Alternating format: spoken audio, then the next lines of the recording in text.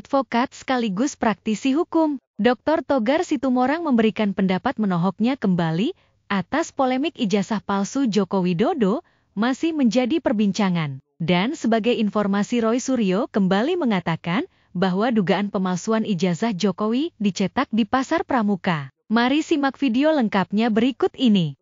Aduh, jadi kalau terkait permintaan seseorang kepada orang lain, dalam hal ini ijazah Joko Widodo yang katanya diduga adanya dibuat di Pramuka, itu sangat-sangat tidak mendasar. Karena kenapa? Ini jelas makin kelihatan, makin terang bahwa dalam hal ini memang sengaja dicari hal-hal yang memang mendiskredit nama Bapak Joko Widodo. Itu. Jadi kan katanya berdasarkan katanya perkataan salah satu kader gitu bang itu gimana sih bang? Kalau memang kader itu merasa yakin, sampai detik ini kader itu membuat suatu laporan enggak ke pihak kepolisian bahwa dia tahu ada seorang yang bernama Joko Widodo dibuat ijazahnya di Pramuka. Berani nggak dia buat laporan? Jadi jangan cuma ngoceh di media, ngoceh di podcast. Jadi istilahnya itu hanya bermain-main di media sosial, itu kan nggak bagus, nggak elok. Kalau memang dia yakin bahwa dia lihat itu ijazah dibuat di Pramuka, dia harus buat laporan ke polisi. Biar polisi nanti yang memproses perkataan mulut dia benar enggak gitu loh. Jadi harusnya seperti apa nih maksudnya? Apakah jadi ada pemilihan waktu publik gitu atau lebih politisasi bang? Jadi kalau ini bukannya lagi apa-apa, kan dari waktu pernah saya bilang sakit politik. Jelas ini kan adanya sakit politik. Apalagi sekarang dia mengatasnamakan partai tertentu. Betul enggak? Bahwa dia menyatakan bahwa dia kader partai tertentu. Ya ini kan juga nggak pas dan nggak benar.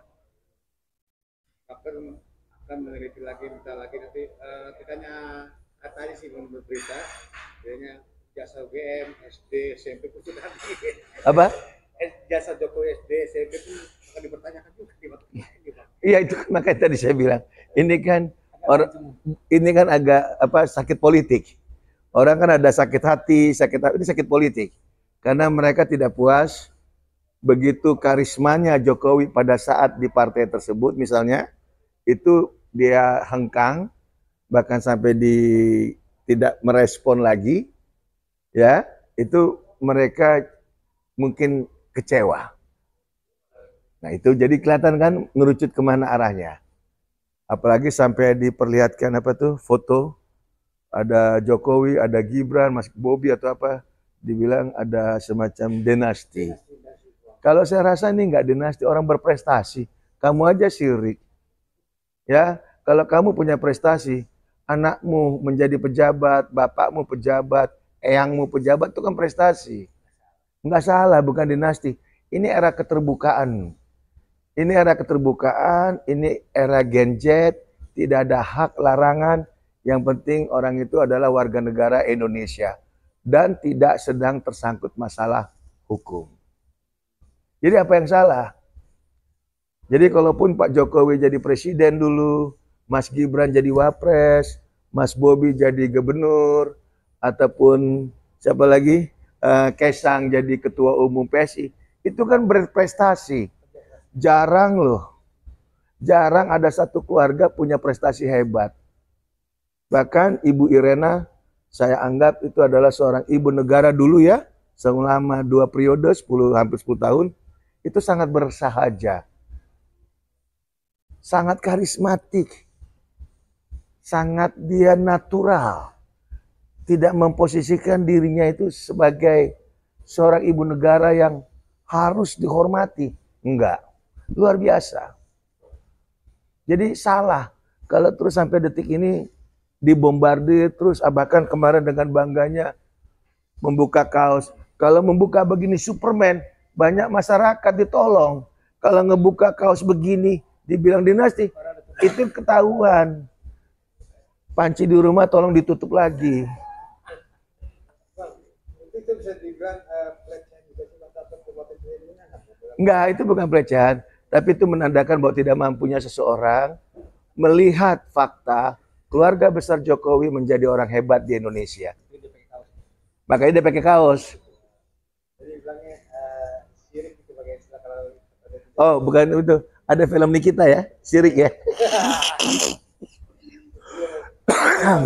kiri gitu Bang ya. Ya, Terus sepertinya makin apa ya gitu. Kalau menurut Abang nih, seharusnya apa yang harus dilakukan oleh tim Jokowi nih Bang? nggak ada, karena memang bukan sesuatu hal yang penting. Negara ini kan harus berjalan. Energi kita kan nggak usah terkuras dengan hal-hal seperti itu. Masih banyak sekarang yang harus diperhatikan. Apalagi ada perang Iran dan Israel ya, di mana itu mungkin nanti minyak BBM bakal naik. Itu aja yang mendingan kita konsen. Lalu juga tangkepin koruptor-koruptor. Apalagi kemarin kita lihat tuh ada Jaksa Agung memamerkan uang segunung berapa triliun. Nah ini kan itulah yang kita harus pikirkan. Karena penegakan hukum nih di zaman Jokowi dan di zaman Pak Prabowo itu kan luar biasa. Terutama pihak Jaksa Agung. Jadi yang positif gitu harus energinya kita dukung.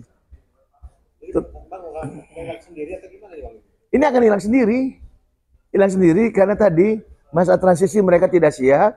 Karena Pak Prabowo itu lahir dari satu kebersamaan, adanya semacam sinergi politik, sehingga menelurkan dua pemimpin hebat.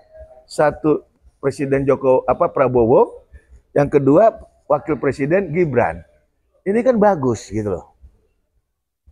Bang, ada yang bilang juga netizennya geram nih Bang, bahwa netizen kan untuk mengajukan timnya Jokowi untuk tidak adanya surat RJ Bang. Atau kalau perlu dipidanakan, dipenjarakan nih, apa gimana Bang?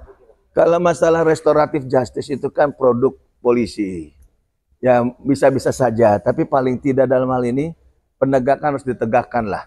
Minimal penetapan tersangka kan jelas untuk mereka. Lebih apa harus segera Bang, atau gimana Bang? Nah ini kan harus ada kejelasan, terutama laporan Pak Jokowi di Polda Metro ya. Nah, itu harus ada kejelasan. Jangan jalan di tempat. Ya pihak Polda Metro harus cepat lah merespon. Untuk membuat prosedurnya seperti apa nih Bang? Kalau pesan untuk mereka saya nggak mau kasih pencan, karena juga percuma, karena mereka mempunyai niat-niat yang lain kan gitu. Bagi saya justru kepada Bapak Jokowi, terima kasih Bapak Jokowi, selamat dan semangat.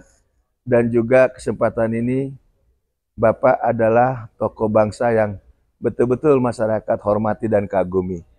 Semangat terus Pak Jokowi, dan terutama saya Dr. Togar Situmorang berdoa Bapak bisa sehat seperti sedia kala. Tuhan memberkati Bapak Jokowi.